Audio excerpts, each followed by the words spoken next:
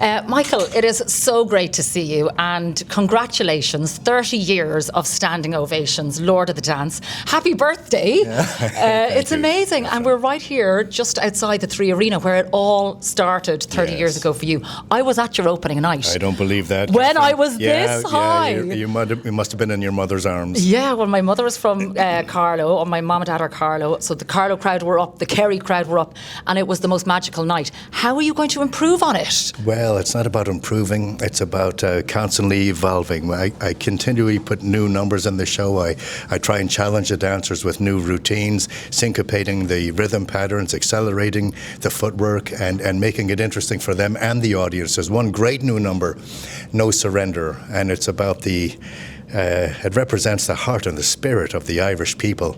Never say die, never give in, always going for more, achieving, standing shoulder to shoulder. It's a wonderful, wonderful dance, and I'm so proud of this team of dancers. Amazing. And what was different, what I loved hearing you talk about, you've got somebody from Budapest, there's people from all over the world, from Japan, dancing in this show. Yes. So 30 years ago, it would have been mostly Irish? Yes, almost exclusively Irish, with a few Irish English sprinkled in. But now, just from everywhere. One of the stars of our show is Hungarian, Zoltan Pap. He's one of the greatest dancers you'd ever seen. He learned off of our videotapes, and he was a contemporary dancer, but he switched over. He fell in love with it right away. He said that the masculine dancing in our show represents the masculinity of the Hungarian warriors, and he's so passionate about it. And our violin player, Jada, she was the star, a beautiful girl. She's Italian, and she married one of our leading men, Tom Cunningham from Monaghan, and they're now married and having a little baby, so she's stepping back from the show now. She's in the family way, and we're going to miss her. We love her, but for 20 years that young lady has been in the show, and she learned from the videos. I love it. I mean, I have so many friends who've danced in the show, who've danced all over the world for you. I loved hearing you say that you are in the business of joy. Yes. That is amazing. I kind of feel when I'm on radio, I'm in the business of joy as well. The arts, a show like this, it's so important, particularly with what we're witnessing that's going on in the world. It's so important to bring joy to people, isn't it? Well, it is. And Kathryn,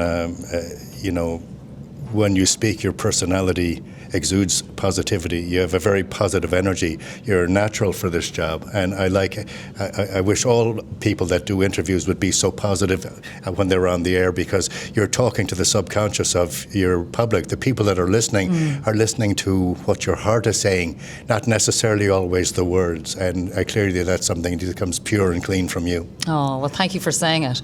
And I mean, I'm such a fan of yours, as you know, for years, and during COVID, I never did Irish dancing in my life, right? But I love dancing, and every morning on the radio show I will put on my little video for Instagram, and I will do a dance a day. I started doing it in COVID, right? Very good. And then everyone's kind of expecting me to do it all the time. But it brings me so much joy. Dance brings so much joy. To see those dancers outside, they are incredible. The fittest athletes in the world. They are. They're known now as dance-leets, the Lord of the Dance dancers all over the world. When we go to Los Angeles and you meet the people from Dancing with the Stars or whatever the big shows are, they worship our dancers because they've never seen people this fit. They've never seen people. They train together, they do yoga together, they eat together, they meditate together. If they have a drink, it's like maybe half a glass of champagne, not like the good old days when I was in it, Kathryn. Yeah, they've brought it to a whole other level, I can tell you, and I'm so proud of them. There's some of them are at 5% body fat, and they're proud of it. There's nothing they can't do. They're in it to win it every single night.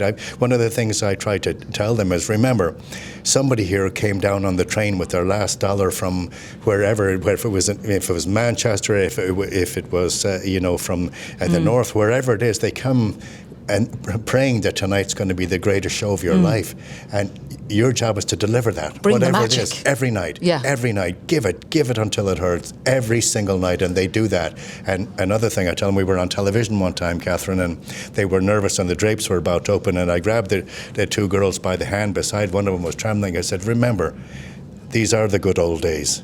Yeah. Every Christmas, every Thanksgiving, somebody in your family is going to put this video on. Light it up. Just light it up. These are the good old days. I love it. Can I ask you what brings you joy? Watching that show.